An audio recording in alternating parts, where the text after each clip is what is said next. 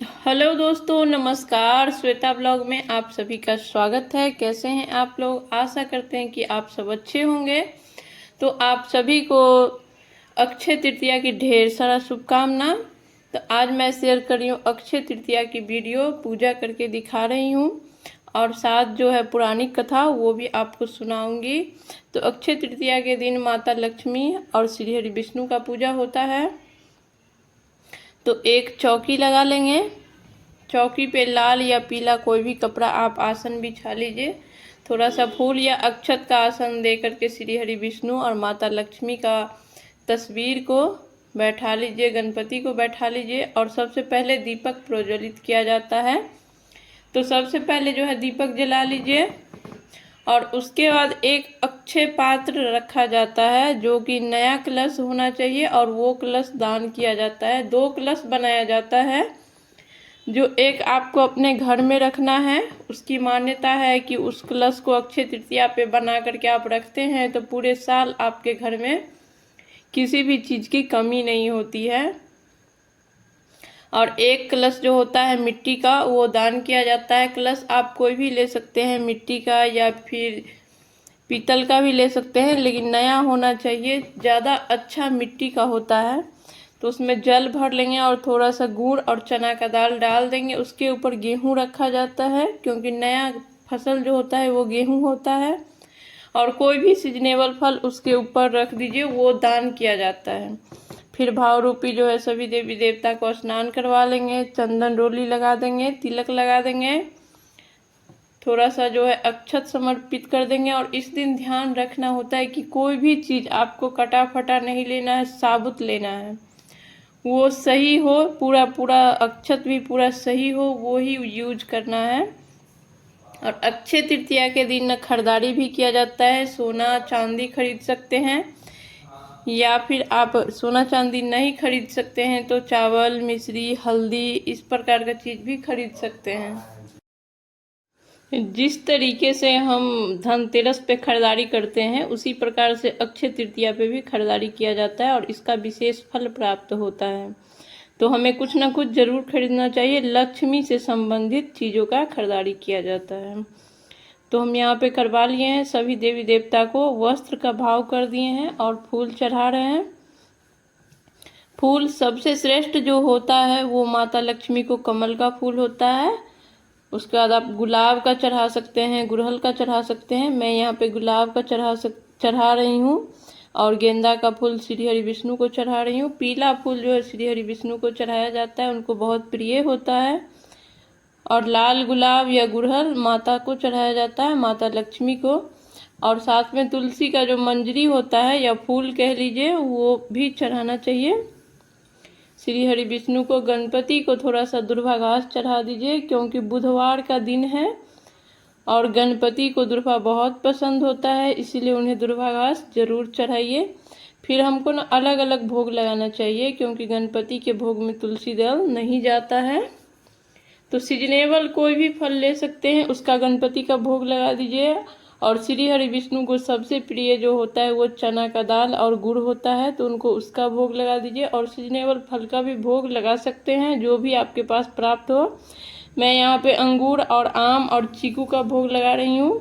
और माता रानी को दूध से बने हुए प्रसाद का भोग लगाया जाता है क्योंकि उन्हें खीर या दूध से बनी मिठाई बहुत प्रिय होता है या फिर बतासा, तो उन्हें वो चीज़ का भोग लगाइए। और फिर कुछ जो है हमें सुहाग सामग्री भी चढ़ानी चाहिए। फिर श्रद्धा अनुसार रख देंगे दक्षिणा। और दक्षिणा जो कलश हम दान करेंगे उसके ऊपर रखेंगे और उस दक्षिणा को भी दान कर देंगे। फिर एक आप लाल कपड़ा ले लीजिए। अक्षय तृतीया पे 2 कलश बैठाया जाता है। एक आप अपने घर में रखिए, इससे आपके घर में लक्ष्मी में वृद्धि होती है।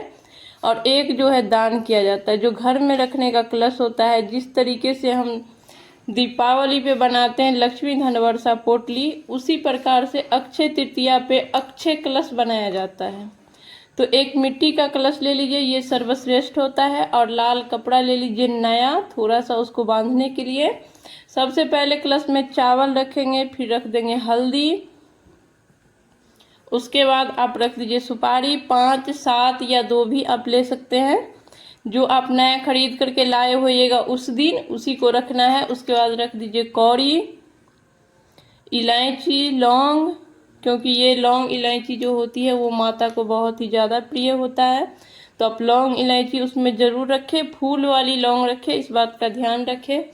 उसके बाद आप चांदी का या कोई भी सिक्का रख सकते हैं, चांदी का भी रख सकते हैं या फिर पैसा जो सिक्का आता है वो भी रख सकते हैं। फिर रख देंगे एक फूल जो माता रानी को हम गुलाब का चढ़ाए हैं वो उठा करके आप उसमें एक रख सकते हैं। थोड़ी सी एक चुटकी डाल देंगे रोली और थोड़ा सा मिश्री का दाना या फिर बतासा है तो आप एक बतासा भी डाल सकते हैं उस कलश में। फिर धूप बत्ती दिखा लेंगे, सभी देवी देवता को पूजा कर लेंगे और फिर थोड़ा सा जो है ना फूल अक्षत लेंगे एक पात्र में और 108 बार महालक्ष्मी मंत्र का जाप करते हुए उस कलश का पूजा करेंगे। कलश पे हमें पहले से ही स्वास्तिक बना लेना है, कंठ पे जो है मोली बांध देना है और श्रीम श्रीम या ओम महालक्ष्मी नमः, ओम महालक्ष्मी नमः या फिर श्रीम श्रीम बोल के भी 108 बार उसमें आप डालिए थोड़ा थोड़ा फूल अक्षत लेकर के मंत्र के साथ। एक बार हाथ में लीजिए और बोलिए श्रीम और उसमें रखिए।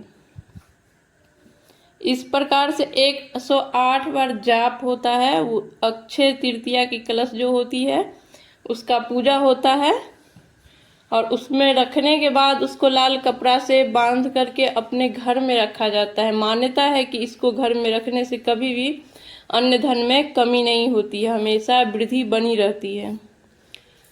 इसीलिए अक्षय तृतीया पे जो कलश है वो जरूर बनाना चाहिए, घर के लिए और दान के लिए भी अलग रखना चाहिए। फिर कर लेंगे सभी देवी देवता का आरती कर लेंगे। आरती आप अलग से कपूर आरती भी कर सकते हैं या फिर जो दीपक आप जलाए हैं, अगर अखंड दीपक है तो आपको अलग से ही करना है, लेकिन अगर अखंड दीपक आप नहीं जला रहे हैं तो जो दीपक जलाए हैं उससे भी आरती कर सकते हैं। अखंड ज्योति जलाना बहुत ही शुभ माना जाता है और सुबह से शाम तक पूजा होता है, क्योंकि रात में सुबह को आप कर रहे हैं तो शाम को फिर चौकी पे आपको धूप बत्ती करना है, भोग लगाना है। तो अखंड दिया जो होता है वो 24 घंटा का आपको जला के रखना ही चाहिए, ये बहुत अच्छा माना जाता है, तो इसीलिए आप वो ज़रूर जलाएं। फिर जो कलश है उसको बांध लेंगे और फिर जहां आप पूजा कर रहे हैं वहां पे एक स्थान बनाइए, वहां पे रख करके आप डेली इस कलश का पूजा कीजिए, या नहीं तो आप तिजोरी लॉकर में भी रख सकते हैं, जहां जैसा भी आपका सुविधा हो। लेकिन डेली इसमें आप धूप बत्ती कीजिए, कम से कम डेली नहीं कर सकते हैं तो विशेष तिथि जो होती है उस पर ज़रूर कर दीजिए। फिर जल से सभी को आचमनी करवा देंगे और ये जो कलश है वो माता से स्पर्श करके तिजोरी या फिर लॉकर जहाँ भी आप रखना चाहें वहाँ रख दीजिए। जो कलश हम बैठाए थे दान करने के लिए वो दक्षिणा सहित ही दान कर देंगे।